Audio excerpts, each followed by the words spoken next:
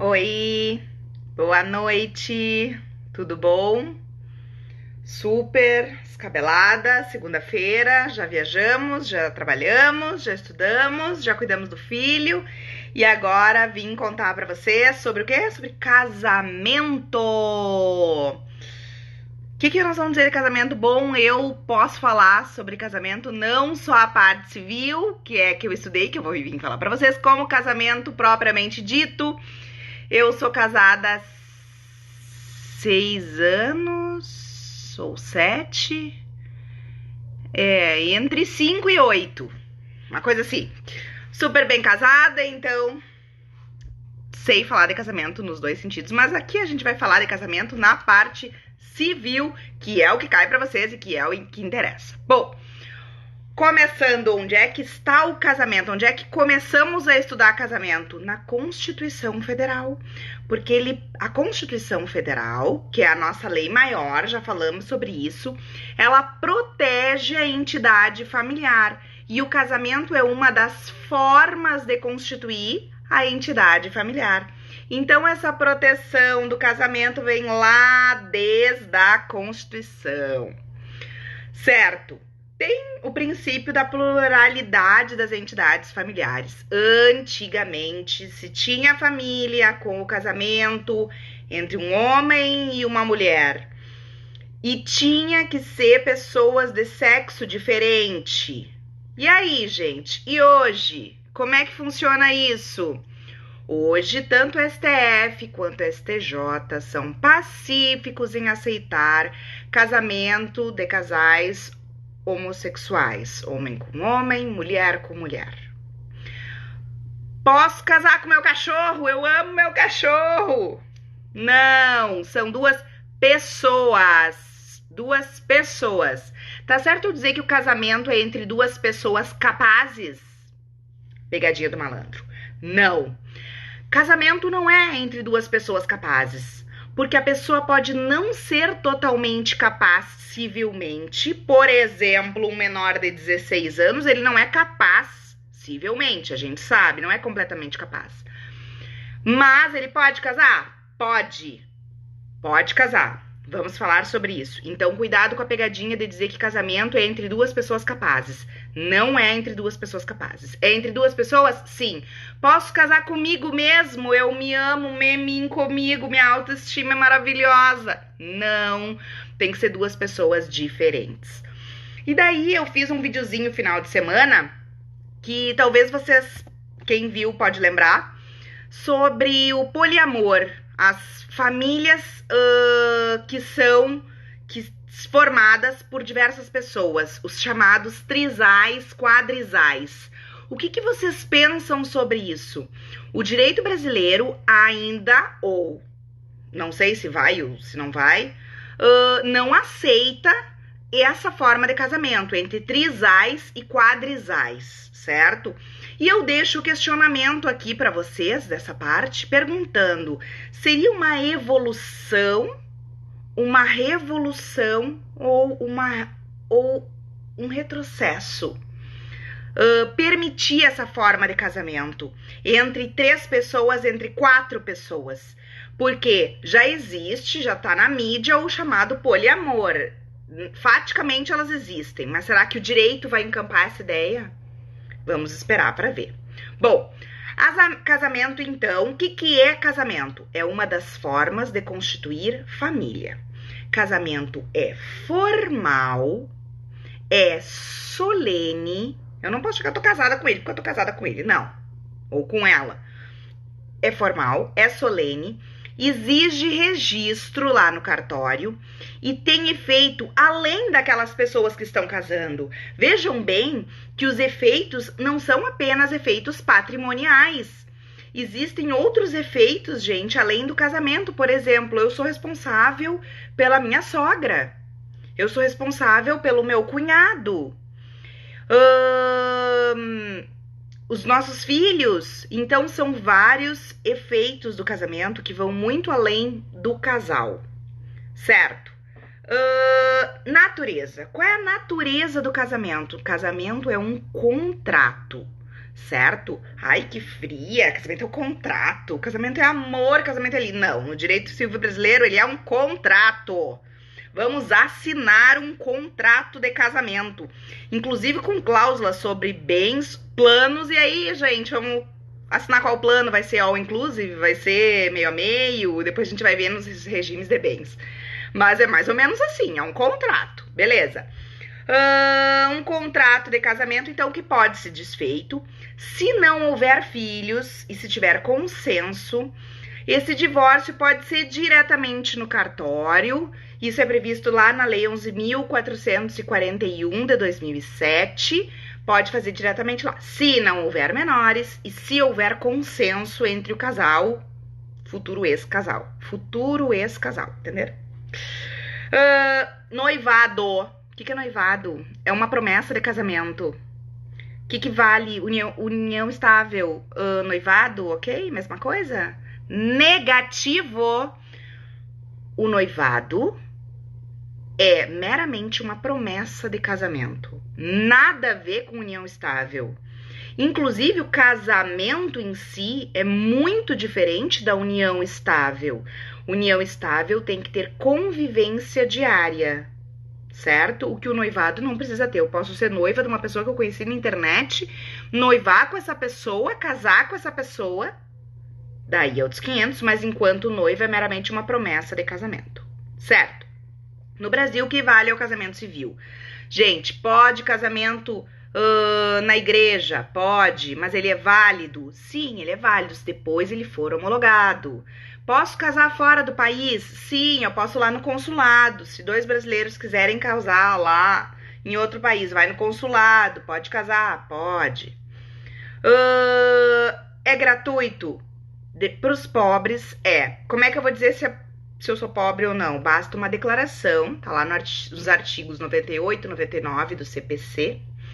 Basta uma declaração dizendo que eu não tenho dinheiro para pagar os emolumentos ali, as custas do casamento e ok, de graça. Posso casar com quem eu quiser? Não, não posso casar com quem eu quiser. Existem impedimentos. Quais são esses impedimentos? Esses impedimentos geralmente não, são todos de ordem pública, ou seja, qualquer pessoa que disser eu sei, o impedimento entre o casal aí, não pode casar. Esse casamento, se esse impedimento for verdadeiro, né, se ele realmente existir, esse casamento vai ser nulo. Nulo por quê? Porque esse casamento não pode ser válido, já que realizado contra um impedimento. Até quando que eu posso falar sobre o impedimento? Até a celebração do casamento, beleza? Certo. Não pode casamento entre. Quais são os impedimentos? Ascendente e descendente, óbvio, né, gente? Pai e filha, avô e neta, bisavô e bisneta. Aqui, gente, vai toda a cadeia.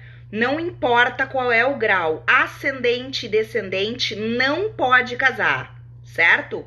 Afim em linha reta.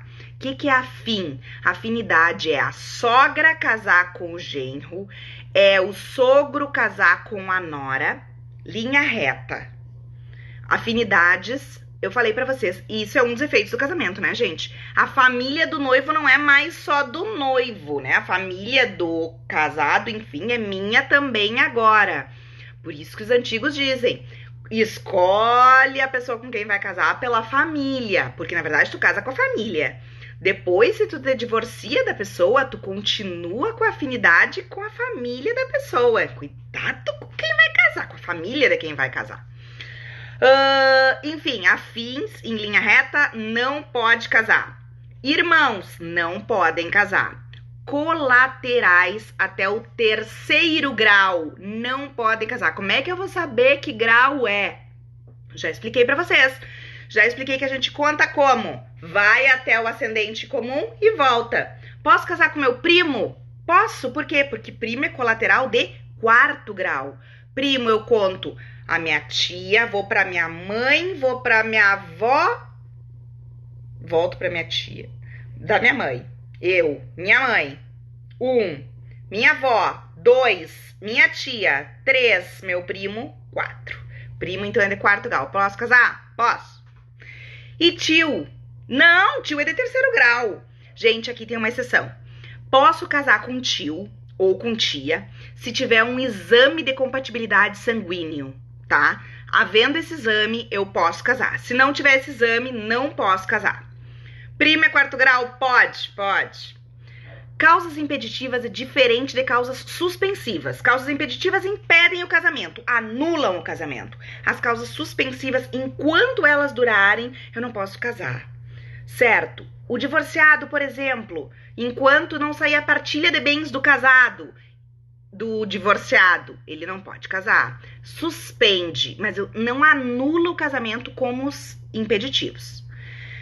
O que eu tenho que fazer para casar? Me habilitar a casar. Primeiro tem que ter um noivo, né? Primeiro a gente tem que achar um noivo, que essa eu acho que é a parte mais difícil hoje em dia. Graças a Deus passei e tô livre. Mas a habilitação para o casamento. Temos que fazer a habilitação. É um procedimento administrativo. A gente vai lá no cartório de registro de pessoas civis.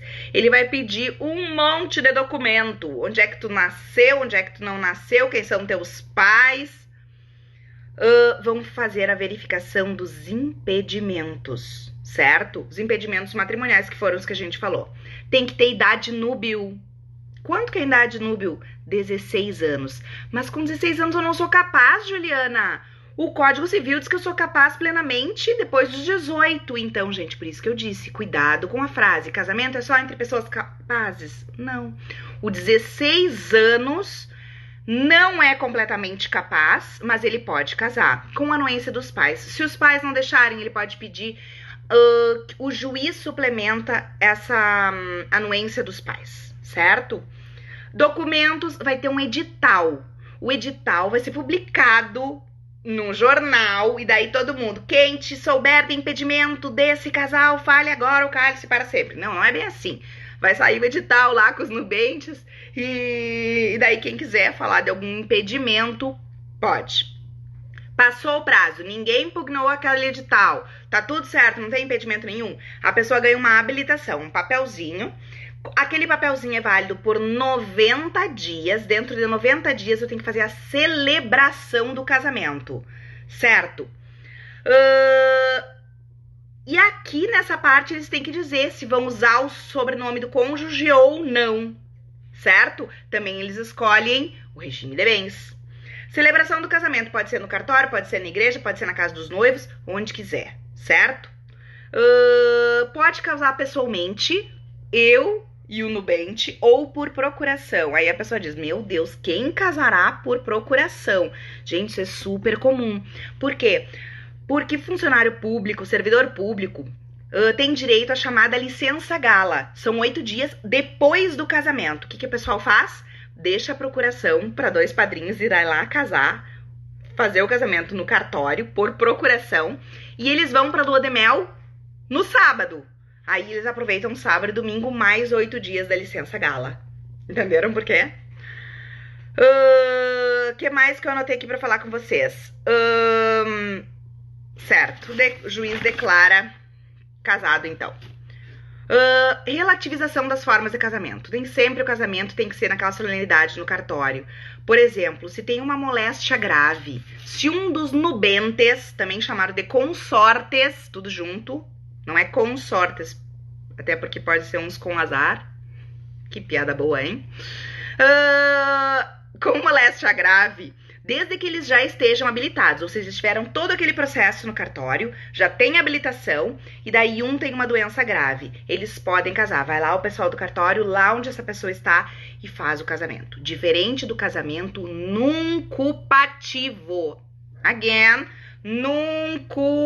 nuncupativo. O que é isso, nuncupativo? É quando um está prestes a morrer e eles não são habilitados, mas eles querem casar.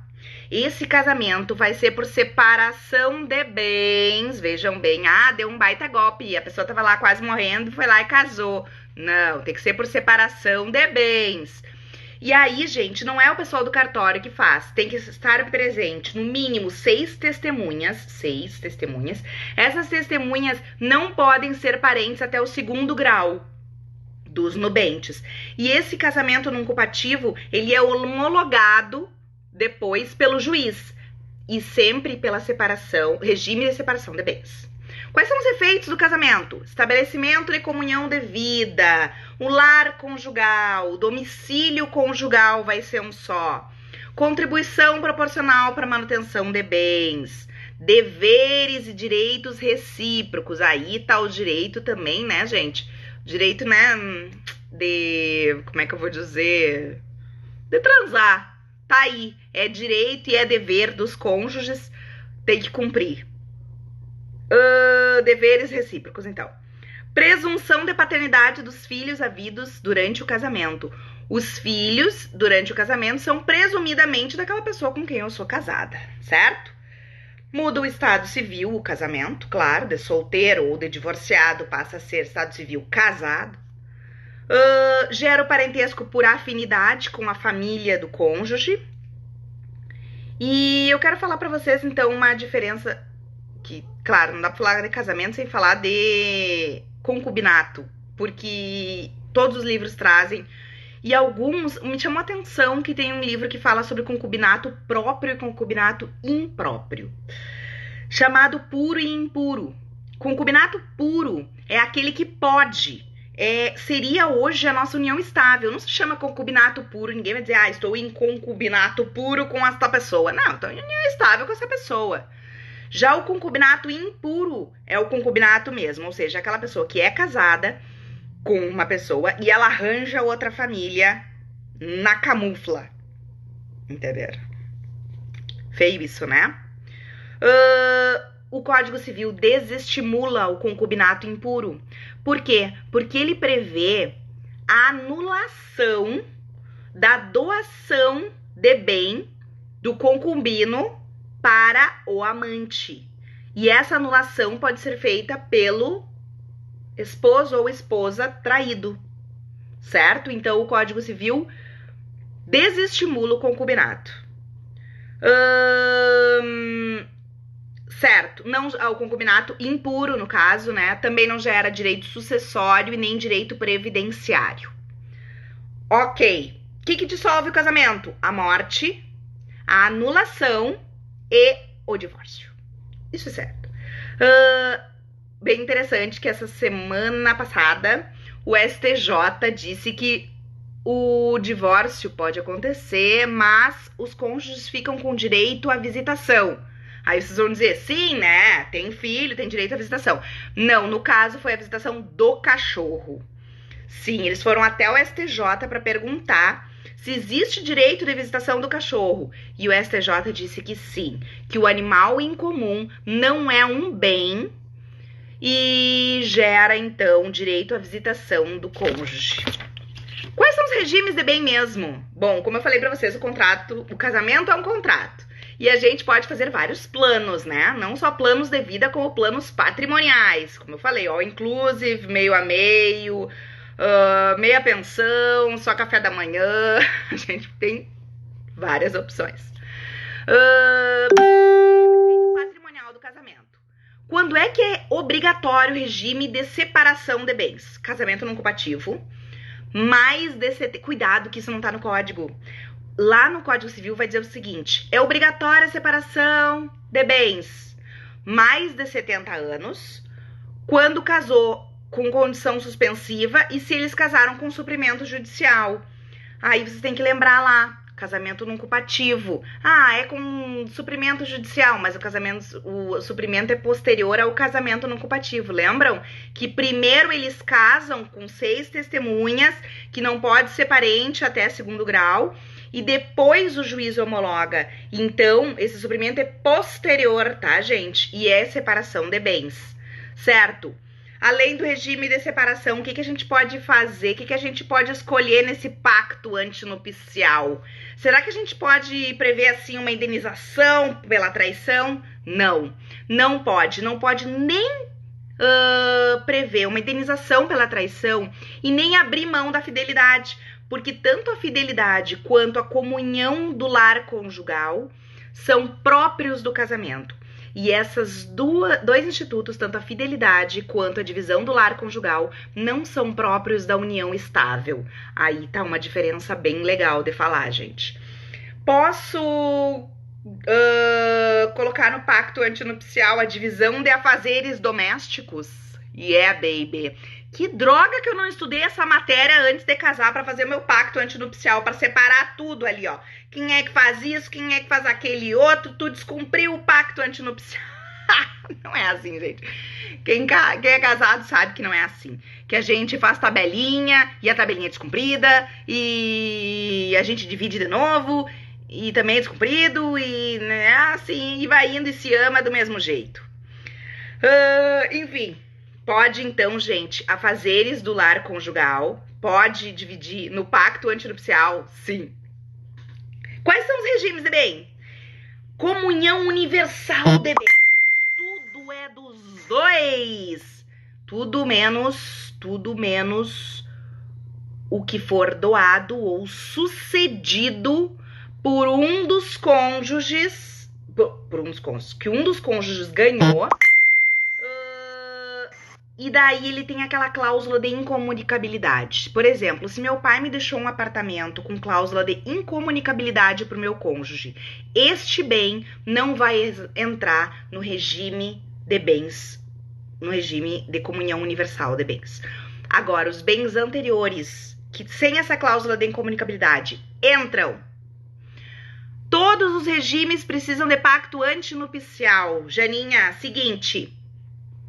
Na verdade, na hora que tu for fazer a habilitação no cartório, tu já vai fazer a escolha do regime de bens. E sim, quando não é feito em cartório, no caso de um culpativo, no caso da doença grave, ele já prevê regime de bens. Todo casamento precisa de um regime de bens, porque um dos efeitos do casamento é o efeito patrimonial, certo? Então, sim. Comunhão universal de bens, falei, ok. Muito interessante isso, fiquei apavorada, passada com isso. Os proventos de trabalho é dos dois, gente. Na comunhão universal, os proventos, o salário da pessoa é dos dois. O que é meu, o que é teu, o que é meu é nosso, é tudo de todo mundo. Só sai o que tem a incomunicabilidade. O resto é dos dois. Comunhão parcial de bens. O que era meu antes do casamento é meu. O que era dele antes do casamento é dele. E isso fica, gente, inclusive, o que era meu por direito sucessório, por exemplo. Entendeu? Meus avós não morreram ainda, mas eles, o dia que morrerem, vão me deixar um bem. Esse bem, o dia que eles morrerem, vai ser só meu. Agora, tudo que for construído depois do casamento, tudo que for comprado depois do casamento, é dos dois, na comunhão parcial de bens, né? E aqui, gente, não se comunicam os proventos de trabalho. Proventos de trabalho é de cada um. Ok, bem importante isso do proventos de trabalho. Louco pra cair em concurso, hein? Separação convencional de bens ou total de bens, gente. Tudo é separado. Tudo é de cada um dos cônjuges. Não tem nosso. Separação obrigatória ou separação legal. O que é isso? Está previsto na lei. Não foi os cônjuges que quiseram. A lei prevê. Quando é que a lei prevê? Quando tem condição suspensiva, quando tem o juiz que homologa ou quando é maior de 70 anos. Casamento não culpativo entra aí. Separação obrigatória ou separação legal. Incide nos bens a época do casamento. Certo? Comunicam-se os futuros, gente. É isso que ninguém entende. Ah, mas e qual é a diferença da comunhão parcial para separação obrigatória? Gente, alguns bens anteriores na comunhão parcial podem entrar. Podem ser para os dois. Aqui na separação obrigatória, nenhum bem anterior se comunica. Os bens posteriores, desde que, e agora aí que tá a pegadinha, desde que os cônjuges tenham contribuído para pegar, para comprar, para adquirir esse bem, aí sim, pode ser dos dois na separação. Obrigatório ou legal. O último que todo mundo diz, meu Deus, isso é um bicho. Não é um bicho, gente. Participação final de aquestos. Vou explicar bem sucintamente. Antes do casamento, tem meus bens e tem os bens dele. Depois do casamento, tem bens que são só meus e tem bens que são nossos.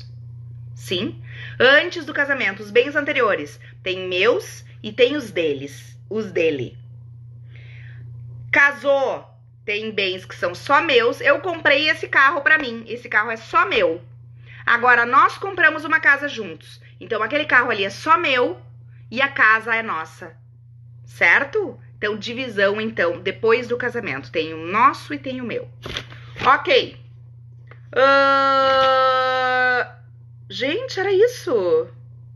Nossa, falamos quase tudo de casamento, que maravilha. Alguém tem alguma dúvida? Manda depois no direct as dúvidas que eu vou responder. Do vídeo que eu fiz final de semana sobre o casamento de trisais, quadrisais, ninguém quis falar publicamente, né? Várias pessoas mandaram direct ali com medo do pensamento que os outros vão ter, do julgamento. Gente, vamos deixar disso, a gente tá aqui pra estudar, a gente tá aqui pra aprender.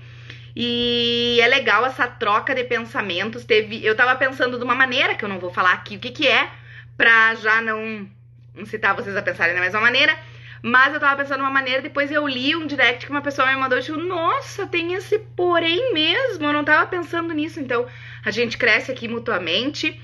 Eu espero que vocês casem com pessoas maravilhosas e não esqueçam de colocar no pacto antinupcial a divisão de tarefas domésticas. Certo, gente? Espero vocês na próxima live.